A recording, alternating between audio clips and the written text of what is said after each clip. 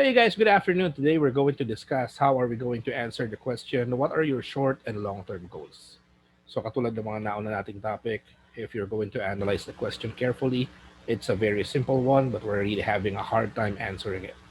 So to learn more on how are we going to answer that question, please watch this video and kindly click on the subscribe button icon as well and also the bell notification icon if you want to get more of these videos. So let's start and have a good day.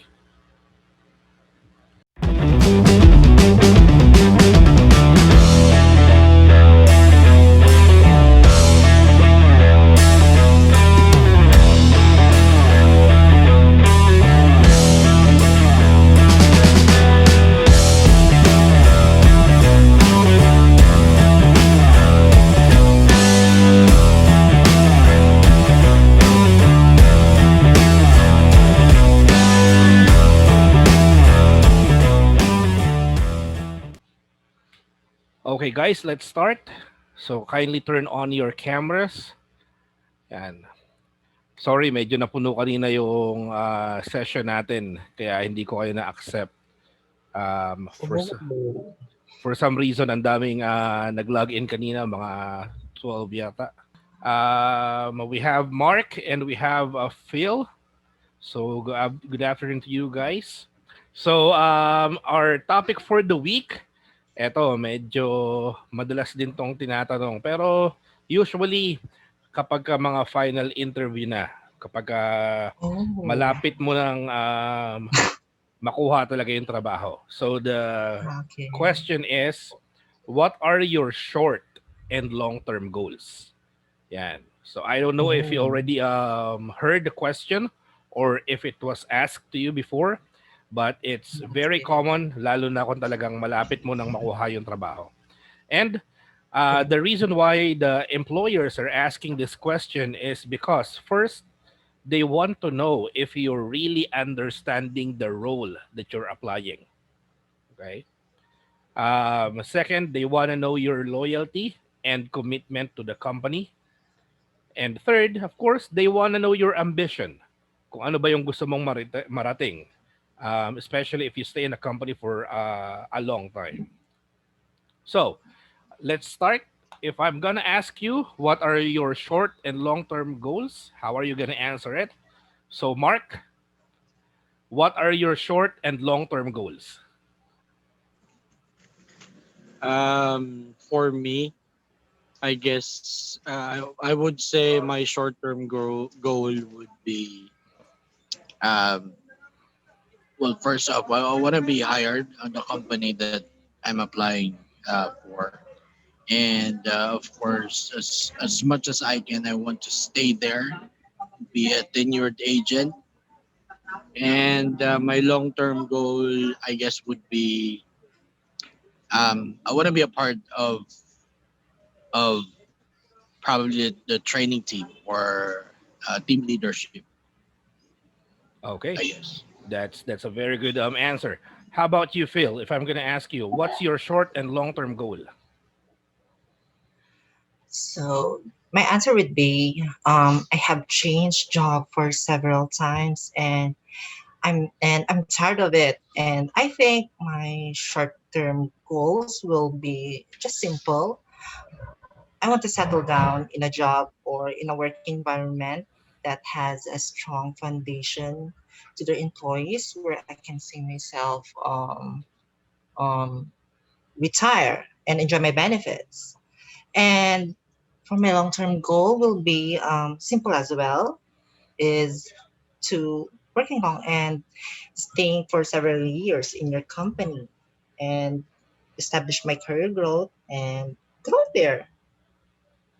Okay, that's That's a it. very good answer. Basically, both of you provided a very good answer. So, pasok yan dun sa parati nating sinasabi na keep your answers short. So, both of you provided me an answer that's less than 2 minutes. Now, if you're going to ask me, how are we really going to answer the question? Okay. So, few tips lang in order for us to really answer that question is that unang-una, you need to really be prepared for this interview question. Kasi alam mo, one way or another, itatanong sa'yo to ni employer, especially if they're really serious to hire a lot of employees. Second, just stick to the job description.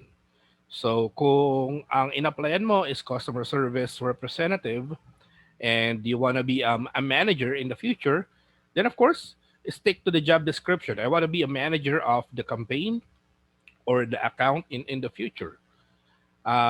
Third, don't be a suck up. When I say suck up, huwag ka masyadong sip-sip dun sa company. Okay? Huwag mo sasabihin na this company is really really good based on what I research and I really want to stay in this company for the rest of my life. Yan.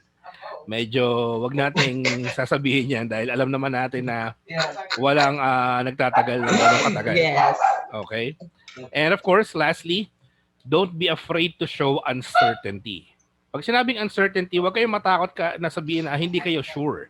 Kasi nga naman, things changes all the time. So hindi mo alam Yes. kung yung short-term goal mo is the same, lalo na kung yung short-term goal mo is ranging from about 6 months to 1 year. 'Di ba? Kasi bihira naman magsabi ng short-term goal na 2 weeks lang or 1 month lang. Usually, pag short-term goal mo, 6 months to 1 year. Ako nga, personally, ang short-term goal ko, maabot ng 5 years eh. Pero, in reality, it's only 6 months to 1 year. Okay? So, things change all the time. So, don't be afraid about or to show uncertainty. Okay? Now, few example. So, let's say you already have an experience in BPO or in call center. How are you going to answer it? For me, this is how I'm going to answer the question. What are your short-term and long-term goals? Since I'm going to be new to the company, despite me having experience on the job, I still need to prove myself to my team and company. I would focus first in passing my training and being on the production floor. Once there, I would do my best to do everything the company needs me to do in order for me to pass my metrics. Once achieved, I will slowly work on my internal dial, make sure that I am very familiar with the job, and I will slowly provide support to new employees and eventually apply for a higher position if the company needs me. Okay? So, tama yung sinabi ni Mark kanina na yung unang goal niya, yung short-term goal niya is first to make sure na makapasok siya sa production floor. And then if needed, mag-a-apply siyang personal trainer or trainer in the long run. Okay? So how are you gonna think the short and long-term goal? Like what I said earlier, for short-term, think of at least 6 months to 1 year lang muna. So kung bago ka, syempre, ang pinaka-importanting goal mo is to pass the training. Kasi kung hindi ka pumasa ng training, hindi ka makakapasok sa production. Di ba? And then once you pass training, then you have now to build yourself up dun sa production floor. Now, long-term goal, ito yung mga 3 to 5 years. Andun ka pa rin sa opisina. Even though 3 to 5 years is short kung sa lifespan natin, but in BPO or in call center, 3 years, napakahabang panahon na yan. Sobrang bihira sa isang call center employee ang tumagal ka ng 3 years. Okay? So 3 to 5 years, that's your long-term goal. Then, simulan mo nang sabihin yung mga plano mo. Gusto mong ma-promote or you still wanna stay dun sa campaign and get more incentives para mas kumita ka ng malaki. That's how you do it. That's how you say it. Okay? So, let's try another one based on what we have discussed. So, Phil, your turn. What are your short and long-term goals? Okay, I'm so sorry, coach. So my short-term goal will be, of course, if given chance to harden your company, I will make sure to pass first the training, and I'll make sure to endorse in the production floor. And for my long-term goal will be, of course, see myself getting promoted on in a higher position. That's it.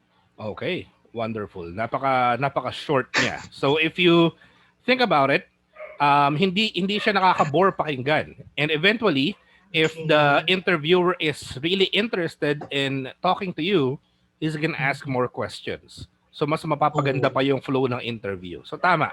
That's right. How about you, Mark? What are your short and long-term goals?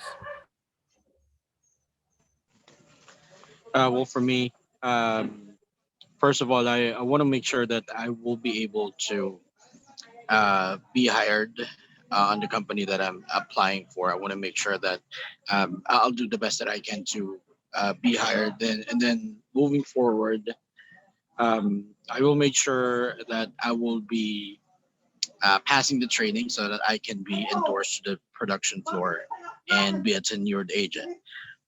And for my long term goal, um, if given the opportunity, I would like to be in part to be a part of the training team. Yeah, that's my long term. Okay, perfect. So, if you notice, mas maayos yung second run natin kasi meron na tayong a proper construction of sentences tsaka may idea na tayo ng short and long-term goal kumpara dun sa una ninyong sagot na medyo labo-labo. Kasi as Filipinos, hindi tayo ganun kasanay sa short and long-term goals di ba? Para sa atin, bahala na si Batman. Basta trabaho tayo, and then pag na-promote, na-promote. Pag hindi, hindi. Di ba? Pag tumaas sweldo, good job. Pag hindi tumaas yung sweldo, apply sa ibang company. Di ba? Pero if you're really interested in the job that you're applying, thinking about your short and long-term goal, napaka-simple lang yan. And again, if you impress your interviewer in answering this question, most of the time, you'll get the job. Malinaw? So, nag-promise ako sa inyo sa ating maliit na teaser dun sa group na I'm going to discuss on how to pass Versant. I'm done with my shoot. I-edit ko na lang siya. So hopefully, maipasok ko yung entry natin within today as well after I edit some of the videos that I need to upload. And hopefully, makita ko ulit kayo sa next training session natin. And of course, continue applying and get that dream job you want. Do you have any questions, guys? Done for me. Thank you so much, Sir Andrew. Okay. Well, thank you so much also, and you guys have wonderful weekends, okay?